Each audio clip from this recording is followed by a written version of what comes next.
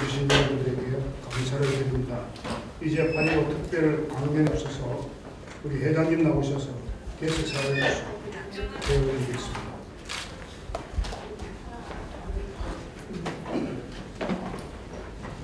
제가 8.15 특별 강의를 했는데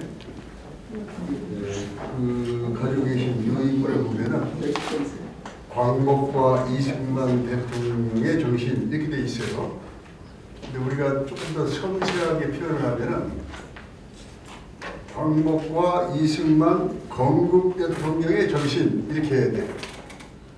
이승만 대통령은 대한민국의 초대 대통령이 아니고 건국 대통령이십니다. 이번에 오늘 이 광복절이 79주년 광복절 기념 행사입니다. 이승만 대통령 하면은 대한민국의 자유민주주의와 시장경제의 틀을 만들어 놓으신 그런 건국 대통령이시고, 그리고 대한민국이 이제 세계 10대 경제 대국이 될 수 있는 이런 틀을 만들어 오셨어요.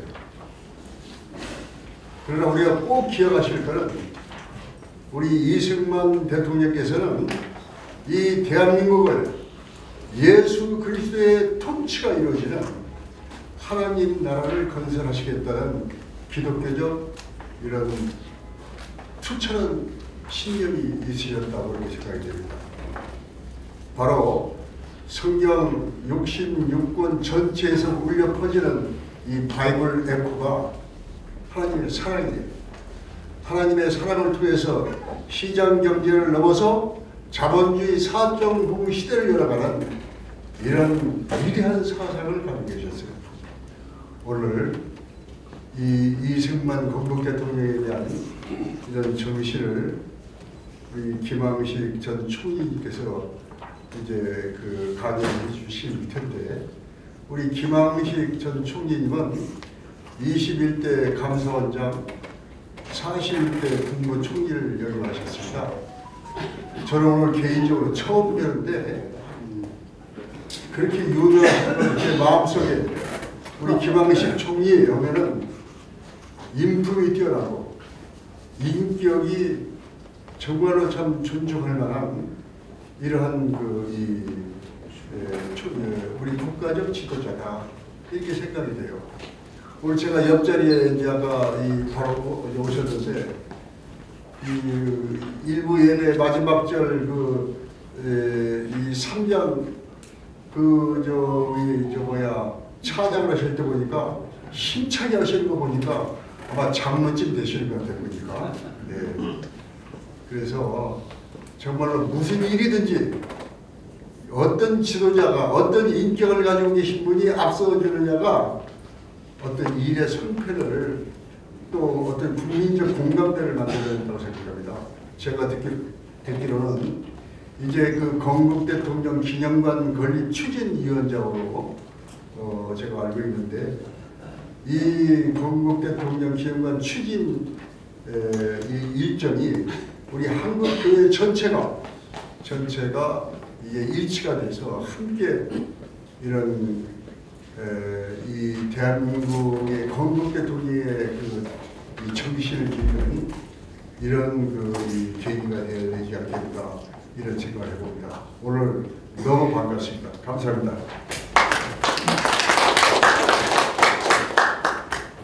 잠깐 일어서셔서 국민의례를 하겠습니다. 전면에 있는 국회를 향했습니다. 국회에 대한 경례.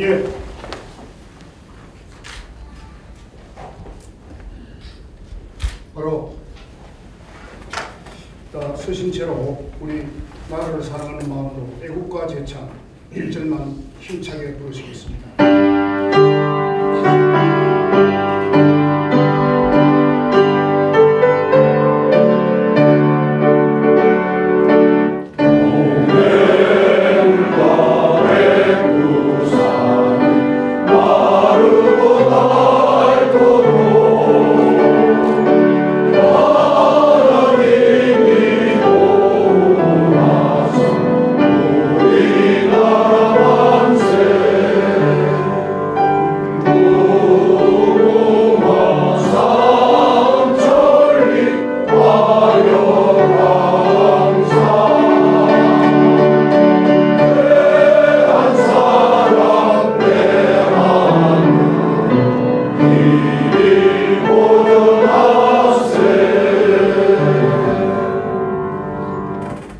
이제 우리 다 같이 순국 선열에 대한 묵념을 드리겠습니다.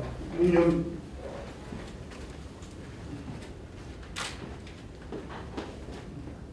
바로 자리에 앉아주시기 바랍니다. 오늘 특별 초청한 김항식 총리는 우리 회장님께서 소개를 다 해드렸습니다. 한 가지 덧붙여 소개할 것은 온 국민의 존경을 받는 귀한 어른이 오늘 나오셔서 광복과 이승만 건국 대통령의 정친이라는 제목으로 말씀을 전해주실 때에 우리 모두 열렬한 애국심이 불타기를 바라고 우리 강사님 모시는 큰 박수로 모시겠습니다.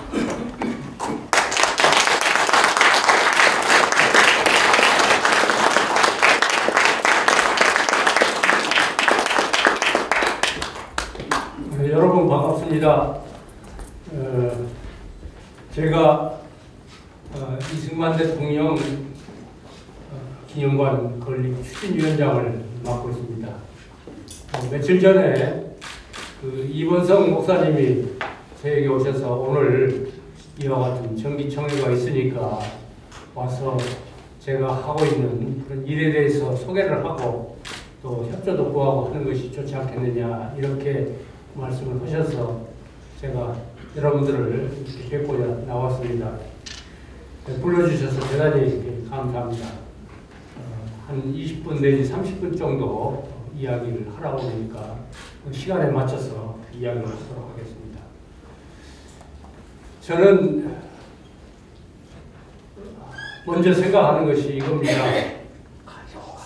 1945년 우리나라가 해방이 되고 또 48년 정부가 수립이 돼서 남북이 분단이 됐지요. 그동안에 이제 70몇 년, 80년 가까이 되어 가는데 그동안에 대한민국은 참 자유민주주의 체제 하에서 번영을 누리는 세계 10위권의 경제대국이 됐습니다. 여러분 어제 끝난 파리 올림픽에서도 보시다시피 대한민국이 스포츠에서도 8위를 했습니다. 참 독일, 영국, 불란서 이 정도 수준입니다. 대한민국이.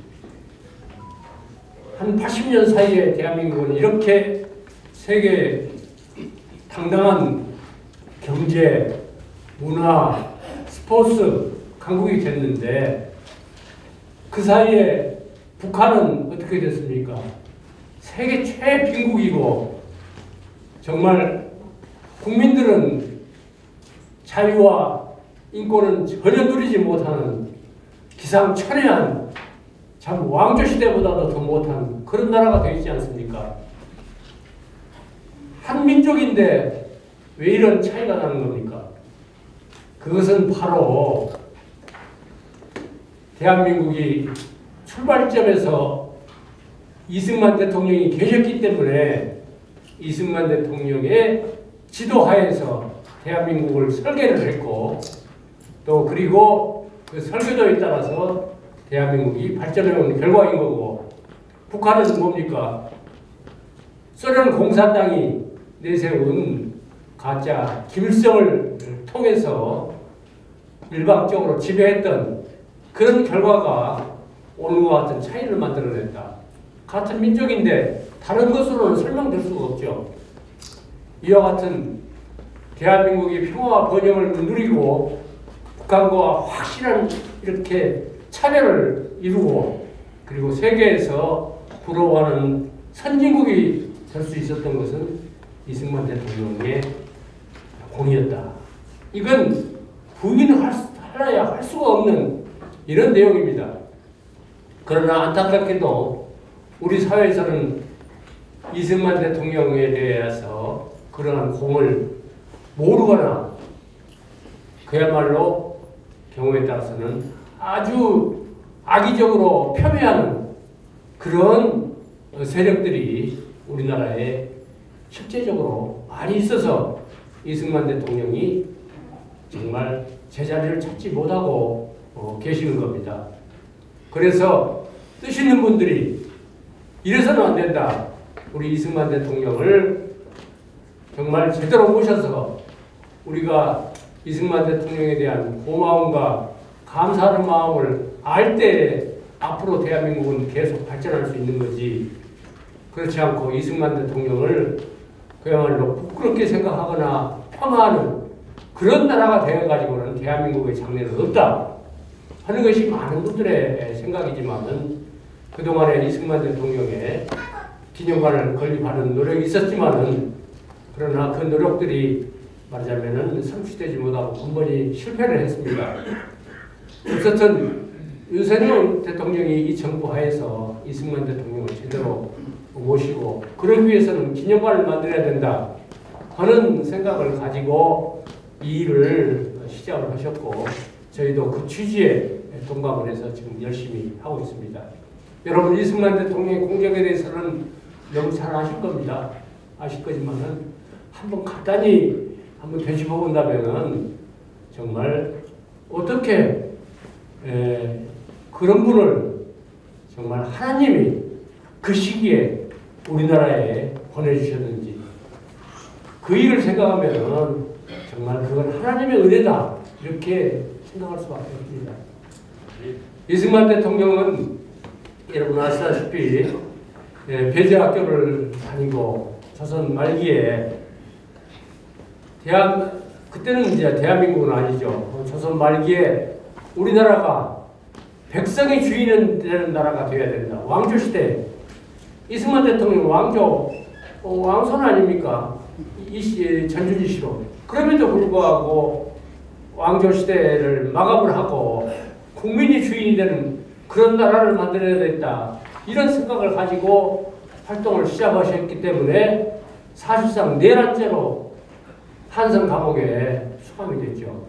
수감이 돼가지고 5년, 6년 가까운 기간 동안에 감옥살이를 하고 그 감옥에서 그야말로 배제학교 때 뭐 성경도 배우고 했지만은 그러나 예수님을 만난 것은 감옥에서 했다고 합니다. 그래서 감옥에서 예수님을 만나서 거기에서 많은 동료 죄수들을 이렇게 전도를 하고 그런데 이승만 대통령이 하나님이 도와서 6년이 채 안 돼서 이제 석방이 돼가지고 그때 미국의 대통령을 만나러 가는 특사로 가게 되는 그런 기회를 잡았습니다. 그때 일본이 호시탐탐 한국을 노리고 있기 때문에 미국의 협조를 받아가지고 한국 독립을 유지하기 위한 그런 특사로 어제까지 감옥에 있던 사람이 고종황제 특사로 미국에 간다는 것 자체도 정말 이거 기적 같은 일입니다. 그러나 그때 당시에 미국은 국제정치상 일본과 짬짬이가 돼가지고 조선에 대해서 관심이 없었어요. 없고 조선은 뭐 일본 손으로 들어가는 것에 대해서 미국에서는 그렇게 큰 오히려 찬성하는 그런 입장이었습니다. 그렇기 때문에 이승만 대통령의 그런 노력은 수포로 돌아갈 수밖에 없었고 낙자반 대통령께서는 거기서 공부를 하고 박사학위까지도 마치고 그리고 잠시에 귀국해서 YMCA 활동을 벌이다가 다시 이제 중국, 하와이, 미주 등지에서 해방될 때까지 독립운동을 전개하셨다는 거 아닙니까? 그리고 이제 해방이 된 뒤에 한국에 돌아오셔가지고 그때 우리는 사회의 분위기는 국민의 80%가 사회주의 내지는 공산주의를 찬동하는 그런 분위기였죠. 그건 어떤 의미로는 당연합니다. 그동안에 왕조시대에 양반, 상놈 차별, 또 적자, 서자 차별 이렇게 차별이 있는 세상을 살아왔던 그런 국민들이 그리고 농민들은 대부분 소작농인 이런 시대에 국민들이 어떻게 자유민주주의에 대한 교육도 전혀 안 된 상태에서 모든 사람들이 다 재산을 공유하면서 잘 살자고 하는 공산주의, 사회주의에 관심을 가지지 않을 수 있겠습니까? 그리고 얼마나 멋집니까? 모든 사람들은 평등하게 태어났으니까 다 평등하게 잘 살아야 된다. 이건 굉장히 매력적인 이야기들이죠. 그렇기 때문에 국민들의 우리 70~80%가 말하자면 사회주의 내지 공산주의를 찬동을 하고, 그리고 소련은 전략적으로 김일성을 내세워서 한반도를 공산하기 위해서 남도당을 만들고 그야말로 공산당이 암약을 하고 있는 이런 상황에서, 그 상황에서 우리가 공산화를 막고 자유민주주의를 이 땅에 구현한다는 것은 그건 정말 생각해보면 굉장히 어려운 일입니다. 그러나 이승만 대통령은 공산주의, 그건 인간의 본성과 맞지도 않고 우리나라가 계속 발전해 나가는데 굉장히 장애가 되는 그런 이념이다, 사상이다 하는 것을 확실히 경험을 하고 또 판단을 하셨기 때문에 우리 대한민국은 친미, 그리고 자유민주주의와 시장경제, 이걸 기반으로 하는 나라로 발전을 해야 된다 하는 확고한 신념을 가지고 그런 나라를 만들기 위해서 몸부림을 치신 겁니다. 그런 과정에서 정말 여러 가지 어려움을 겪었지만은 그걸 관찰을 해내셨고, 그리고 김구 선생과도 뭐 같은 애국 항일 독립운동을 했지만은 남한만의 단독 정부를 수립하는 것에 대해서는 김구 선생과는 의견이 달랐지만은, 그러나 이승만 대통령은 남한만의 단독 정부라도 세워야 그걸 바탕으로 해서 통일을 할 수가 있지, 그렇지 않으면은 한반도 전체가 봉사가 될 수밖에 없다, 이렇게 판단을 하시고, 말하자면은 친미, 자유민주주의, 시장경제를 중심으로 한 남한만의 단독 정부라도 우선 수립하자 해서 48년 5월 10일 총선거를 통해서 대한민국 정부를 수립을 한 겁니다. 여러분, 그 총선거라는 것이 정말 중요한 겁니다. 왜냐하면은 북한은 소련에서 내려보낸 김일성을 통해서 정부를 구성한 거기 때문에 그건 정통성이 없는 정부입니다. 국민의 뜻이 전혀 반영되지 않은 정부인데, 이승만 대통령은 문맹률이 말하자면은 70~80%가 되는 우리나라에서 그래도 그 국민들이 전체가 또 여자까지도 전부 선거에 참여를 해서 나라를 만드는 그런 정통성 있는 정부를 만든다는 것 자체가 굉장히 우리가 생각하기에, 지금 생각하면 당연한 것 같지만 결코 당연한 일이 아니었습니다. 그런 대한민국을 만드신 어른이 이승만 대통령입니다. 그리고 여러분 아시겠지만은 재헌의회가, 국회가 개헌할 때 이승만 대통령이 제일 연장자이기 때문에 임시의장 역할을 맡았습니다. 그때 이승만 대통령께서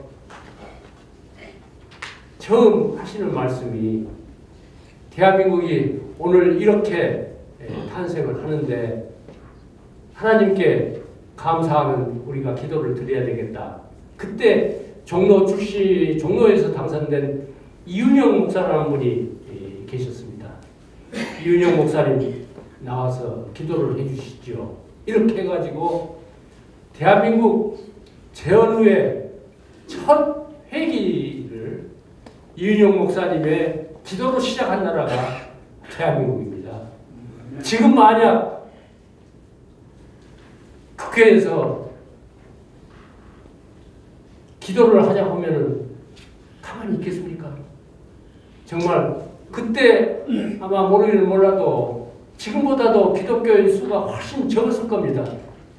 그럼에도 불구하고 이승만 대통령은 단호하게 이윤영 목사를 모셔서 기도로 시작한 대한민국입니다. 그리고 이윤영 목사님의, 여러분 아신 분은 다 읽어보셨을 거예요. 그 기도문 한번 보세요. 뭐 짧은 한 1분짜리 기도문인데 정말 그 기도문을 읽으면은 그 짧은 기도문 속에 그 대한민국이 새롭게 태어나는 것에 대해서 하나님에 대해서 철저하게 감사를 표하는 그 기도문, 그리고 대한민국의 장래를 그야말로 하나님께 도움을 구하는 그런 기도문은 너무너무 감정적이고 또 그러한 상황을 만들고 연출한 분이 이승만 대통령입니다. 그리고 이승만 대통령 뭐 공적에 대해서는 다 아시겠죠. 그때 미국은 다 군정 끝나고 철군하고 대한민국에 대한 한반도에서 전략적인 가치를 인정을 하지 않았어요. 그렇기 때문에 미국 다 철수를 했고, 미국 국무장관 에치스는 일본과 필리핀을 연결하는 선을 공산주의와 맞서는 이런 최전방선으로 정책을 세웠지, 한반도에 대해서는 그야말로 그렇게 관심과 평가를 하지를 않았습니다. 이승만 대통령이 그런 가운데에서 대한민국을 정체성을 확립하기 위한 그런 노력을 해서 한다면 선거를 통해서 재헌 헌법을 통해서 그리고 토지 계획을 농지 계획을 통해서 대한민국을 구해낸 겁니다. 여러분, 농지 개혁 80% 이상이 소작농이라고 하지만 사실상 농노죠. 농노나 노예나 다름없었습니다. 그리고 그때 김성수 씨를 비롯한 많은 분들이 다 지주계급 아니었습니까? 그런 상황 속에서 대한민국의 영원한 발전을 위해서는 우리 농민들이, 소작농 중심인 농민들이 지주계급으로 바뀌어서 자존심을 갖고 자긍심을 갖고 일할 수 있는 여건을 만들지 않으면 대한민국의 장래는 없다. 그리고 그렇게 만들어 나가는 것이 우리 대한민국의 국민 한 사람 한 사람을 지키고 보호하는 길이다 하는 생각을 가지고 농지계획을 단행을 하셨던 거 아닙니까? 농지계획이야말로 신호 한 수였습니다. 그리고 조선시대, 일제시대까지 양반, 상농, 그리고 적자냐, 서자냐, 이거에 차별이 있던 세상을 모든 국민이 평등하게 대우받는 세상을 만드는 그런 말하자면 정책을 만들고, 그리고 농민을 지주로 만들고, 이런 세상을 그래도 이승만 대통령이 역사적인 공간에서 설계를 했기 때문에 6.25가 터졌을 때에 우리 국민들이 대한민국은 우리가 지켜야 될 나라는 생각을 가지고 공산화를 막았습니다. 만약 그때 농지개혁도 안 됐고 말하자면 평등한 그런 나라를 만들지 않았다고 한다면 국민의 7~80%가 북한의 선전선동에 다 넘어갔을 거고 한반도는 공산화됐을 겁니다. 이걸 만들고 지켜낸 분이 이승만 대통령이었고, 그리고 북한에서 남침을 했을 때에 미국은 아까 말씀드린 바와 같이 한국에 대한 전략적 가치를 그렇게 높이 인정하지 않는 상태이기 때문에 참전하는 것이 그렇게 간단한 일은 아니었습니다. 그러나 참전하는 경위라든지 이런 것은 이승만 대통령이 그동안에 미국에서 활동했던 과정에서 쌓은 인맥, 특히 교계 지도자들과의 관계, 이런 것들이 전부 협력을 해가지고 말하자면은 참전을 했고, 그래서 그걸 막아냈던 건 아닙니까? 이건 기적입니다.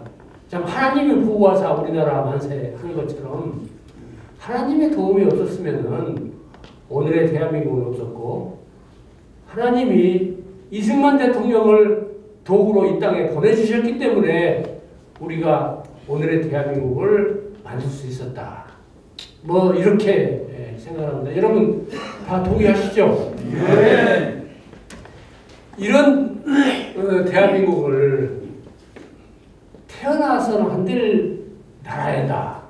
뭐 이런 사람들. 그리고 이승만 대통령처럼 친일이 아니라 반일을 했던 분이 없는데 친파의 수괴였다.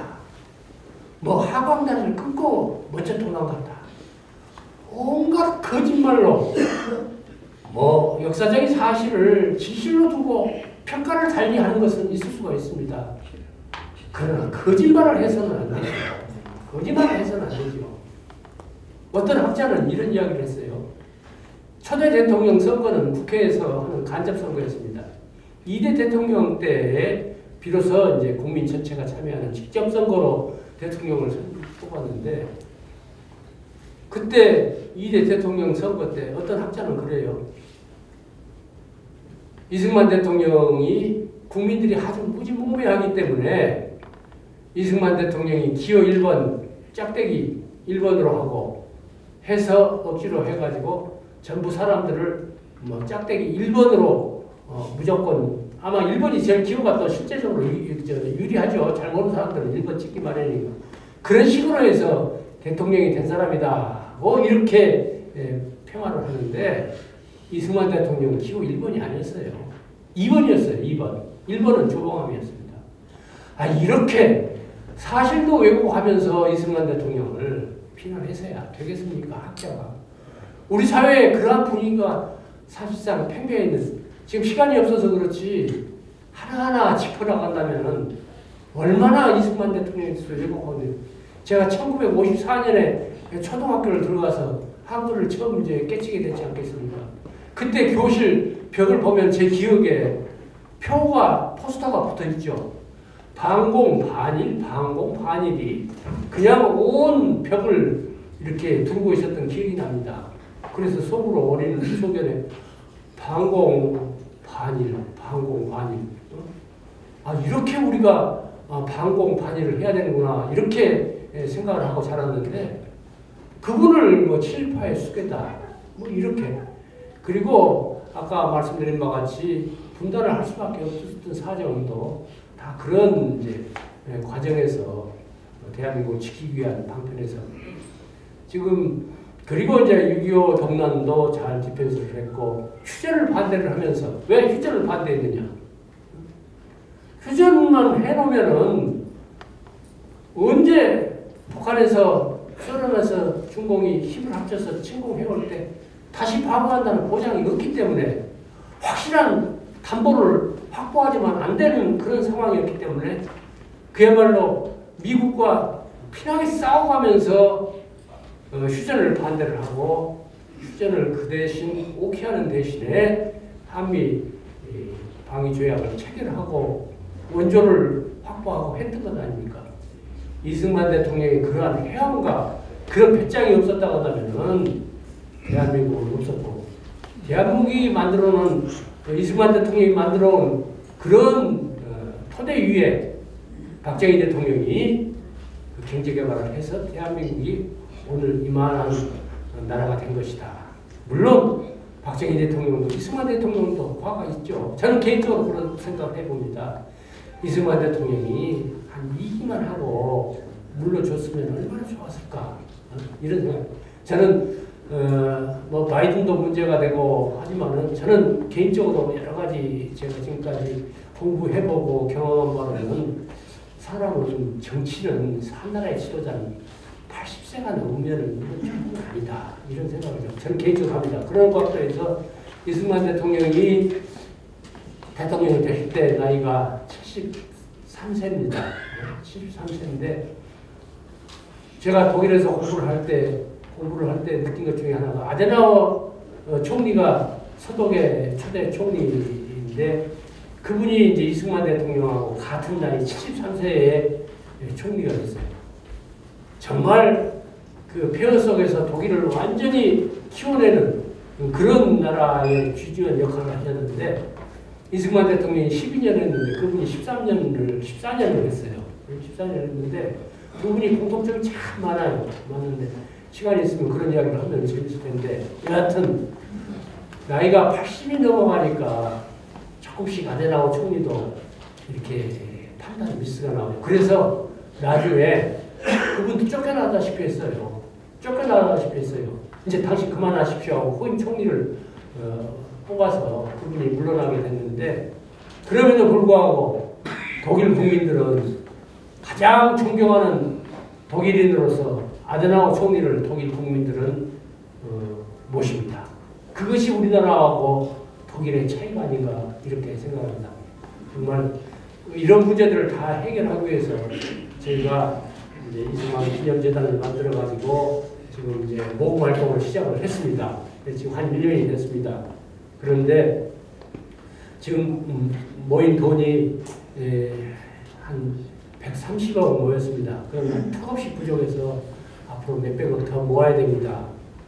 그리고 거기에 이제 저는 우리 기독교인들, 그래도 조금 보수 성향의 분들, 이북 오도민들, 뭐 이런 분들이 정말 많이 참여를 해주기를 기대했는데 지금까지 참여해 주신 분이 8만 명 정도입니다. 그래서 저는 솔직히 여기서 말씀드리지만 제 기대에는 너무 못 미치고, 자, 이래서는 안 되는데 하는 생각을 합니다.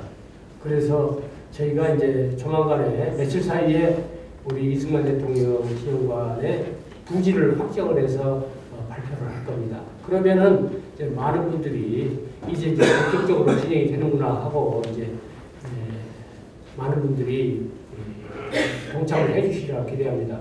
저는 가장 기대하는 부분이 솔직히 기독교인, 그리고 정치적으로는 국민의힘, 그리고 이제 자유총연맹이라든지 이런 이제 조금 보수성에 가진 단체, 그리고 실향 이북 실향민들, 이런 분들이 많이 참여를 하면 좋겠다는 생각을 가지고 기대를 했었는데 지금까지는 조금 기대에 못 미치고 있습니다. 저는 이런 생각을 했어요. 우리 국민이 5천만인데 그 중에서 20%인 1,000만 명이 그래도 이승만 대통령에 대해서 고마움을 알고 정말 사업에 동참을 해줄 수 있는 잠재적인 그런 세력이 아니겠느냐. 그분들이 동참을 한다면 1,000만 명이 만 원씩만 하면은 1,000억입니다. 그러면은 모든 상황은 끝입니다. 그러나 지금 현재 8만 명에 그치고 있습니다. 이제 이번 기념관 부지 이제 정해지는 것과 더불어서 이제 저희로서도 이제 새로운 노력을 진행을 시키려고 합니다. 그래서 여러분들께서 주변에 널리 알리시고 동참하는 그런 노력들을 좀 해주십사 부탁드립니다. 저는 이 일을 시작하면서 솔직히 큰 교회 지도자들 다 만났습니다. 김장환 목사님, 뭐 이용훈 목사님, 김상환 목사님, 뭐 오정현 목사님 다 만나서 좀 말씀드리고 했는데 아까 아마 목회자 어른들은 또 뭐 일정한 활동하는데 한계가 있는 거 아닌가 저는 그렇게 이해를 합니다. 교회 성도들도 다 생각이 다른 분들이 있기 때문에 모두를 함께 어울려 가기 위해서는 좀 당신 생각만 가지고 이렇게 이끌어갈 수 없는 그런 사역도 있다 이렇게 생각을 하는데 정말 오늘 여기서 평신도의 지도자 여러분들이야말로 그런 것에 관련이 없이 그래도 뜻과 소신이 맞는 분들에게 이렇게 어깨동무 해가면서 전파를 해가면서 이 일에 협력할 수 있는 분들이 교계 지도자보다는 여러분들이 더 그런 점에서는 더 편하고 유리하지 않겠느냐 저는 이런 생각을 하고 오늘 이 자리에서 여러분들에게 참 관심을 갖고 이렇게 많이 도와달라 하는 이제 말씀을 드리겠습니다. 그래서 어쨌든 기념관을 반드시 세워서 이승만 대통령의 공과 그리고 과가 있었다고 하면 그 과도 정확히 짚어서 우리 역사 교육의 현장이 되고 그리고 그것을 통해서 모든 국민이 오해를 풀고 또 하나로 합치는 통합의 장이 될 수 있도록 저는 그런 기념관이 될 수 있도록 노력을 하겠다 말씀을 드립니다. 이렇게 불러주셔서 대단히 감사합니다. 네, 마치겠습니다.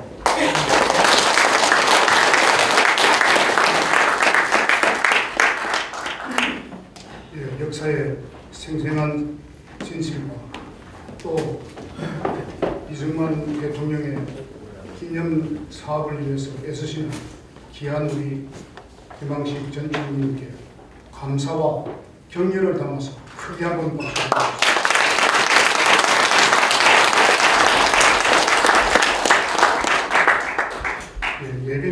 소개하겠습니다. 우리 김항식 주인과 함께 이승만 대통령 기념사업과 또 박정희 대통령 기념재단의 후원회장으로 수고하시는 우리 송병두 회장님 모셨습니다. 예, 감사합니다.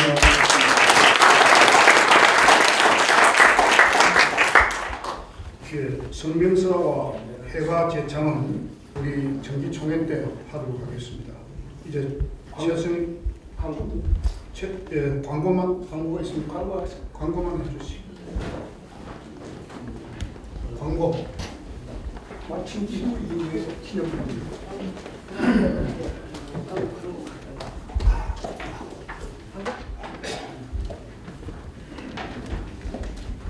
네, 안녕하세요. 시간 없으면 광고 짧게 말씀드리겠습니다. 안 됩니다.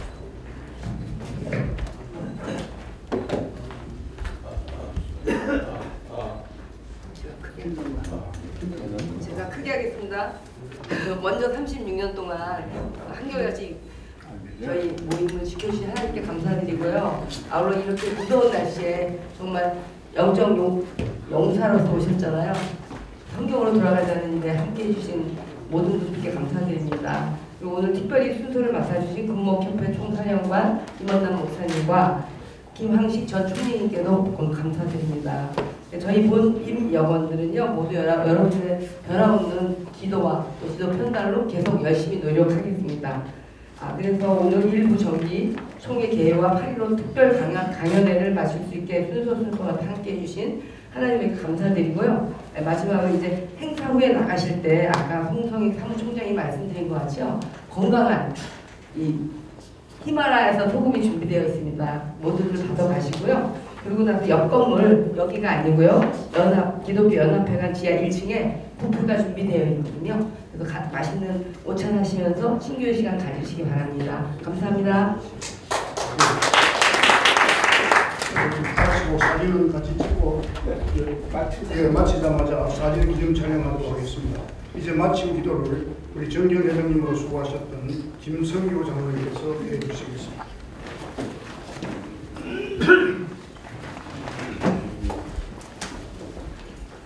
거룩하시고 자비로우신 하나님 아버지, 36년 전에 우리 지도자 평신도 교회 지도자협회를 우리가 시작하게 하시고 오늘에 이르기까지 하나님께서 은혜 주시고 인도해 주셔서 우리가 그 사명을 잘 감당케 하셨던 것을 하나님께 다시 한번 감사를 드립니다.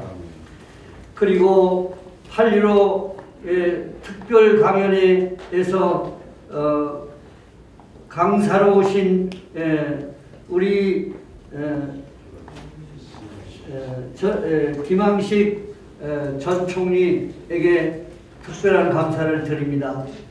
하나님 아버지, 무쪼록 우리에게 이 땅에 사는 동안 주를 위해서, 나라를 위해서 헌신하고 충성을 다하기로 약속한 우리 모두에게 한결같은 은혜로 하나님께서 은혜 주시고 축복하여 사명 잘 감당하게 하시고 우리가 행사로 끝나지 아니하고 우리가 이 사명을 끝까지 감당해서 하나님께 큰 영광을 돌리는 저희를 삼아주시기를 간절히 바라고 나오며 오늘 이 모든 순서와 또 모든 행사를 인도하신 하나님께 감사를 드리고 우리 구주 예수님의 이름으로 감사하며 기도하옵나이다. 아멘.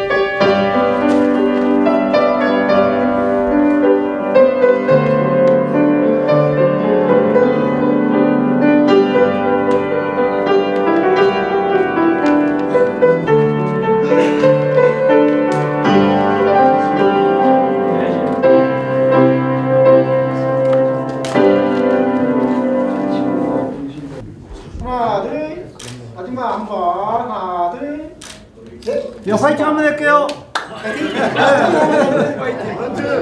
자, 하나, 둘, 셋. 화이팅. 조금만 더 기다리세요. 하나, 둘, 셋. 화이팅. 감사합니다.